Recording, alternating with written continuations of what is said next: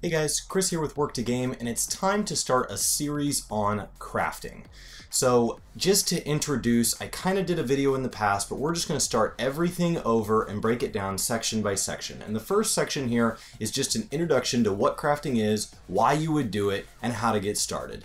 So simply put, crafting is exactly what it sounds like. It's present in a lot of MMOs, a lot of other types of games, and it's how you craft items. You take in-game materials and you turn them into other in-game things like pieces of armor or even other crafting materials so that hopefully you can progress towards something you want. Be that a piece of loot, maybe that's a new minion or a new piece for your house, or something that you can sell, ideally for a profit. So really, when you start a crafter, there's some in each of the main original cities, Limsa, Ul'dah, and Gridania. And so you're going to have to kind of decide which ones you want first, but you're actually going to want them all, and we'll go over a little bit why. So if we jump into the game right now, let me show you some things. So if we open up our character pane here, I am on my Carpenter. My Carpenter is one of my lower level ones, so I'm only level 45, so I've got a long way to go until 70. But as I level up, I'm noticing that I get access to better and better gear, a lot like a battle class. And as this gear upgrades, you're seeing that these stats increase. But what do these stats do? Well, the two major stats you're going to see in crafting are kind of like their sister stats in gathering: control and craftsmanship. So control is the amount of quality improved in a single step, and craftsman is the amount of progress in a single step. So if we open up our crafting pane right here, and we go ahead and we synthesize one of these logs, when I have increased control, that's the amount of quality in a given step, right here. And so if that's it when I do my basic touches, no big deal. And craftsmanship is the amount when I do my actual synthesis. Now, one of the benefits of having cross classes is if I go over to my character pane and I go to my actions, I actually have cross classes where Weaver has easily some of the most powerful ones, in my opinion, early game, and that's careful synthesis. So if I take careful synthesis, and I'm not quite level 50, so I can't do careful synthesis 2 yet, I can do careful synthesis down here, and this actually increases my progress. Now, the difference between careful synthesis and basic synthesis is the success rate. So one of the things that can happen when you're crafting is you can actually fail steps, and you'll see that over here in the log. And so it is possible for one of these steps to fail. And when they fail, the durability of the item goes down.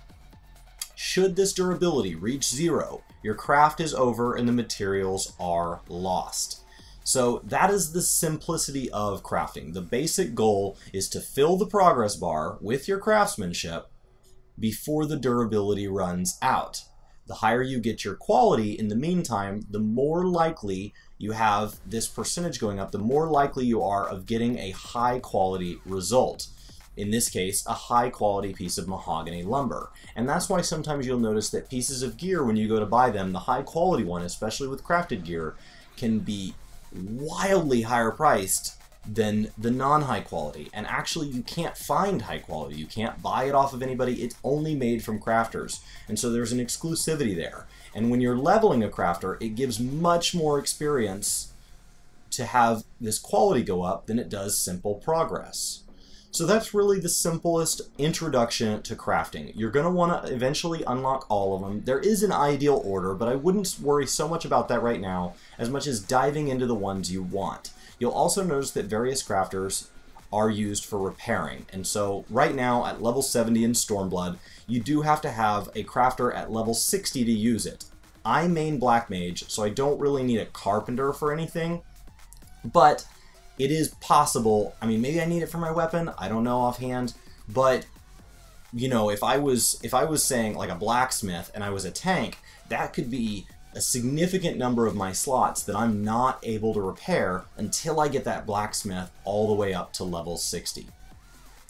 So that is the long and short of introduction to crafting, why you should do it. Absolutely, you should get into it. There are a ton of achievements available for it, and it is definitely a nice way to make some money and break up the variety in the game. You're not always doing battles. Sometimes you're waiting in big, long DPS queues. Crafting is a perfect way to spend that time. I'm going to actually be putting out a series of guides on here for things like how to do a macro so that you can avoid auto crafting, and just kind of introductions to which cross-class skills you want to watch out for, and make sure that you are optimally leveling towards that level cap. So with the goal to keep each of these guides very, very short and to the point, let me know if you have any questions. If you've thought about getting crafting but you haven't been willing to get into it, kind of what your thoughts are, why you're hesitating, or if you are crafting, go ahead and share like your favorite parts of crafting and what you're loving about it, maybe some advice for early crafters. Thank you guys so much for watching. This has been Chris with Work to Game, and I'll see you next time. Thanks for watching. YouTube has a pretty cool video waiting for you over here. Our latest vlog is down below. For those of you new, subscribe is over here, and all of our other contact info is just right below me here. Thanks for watching.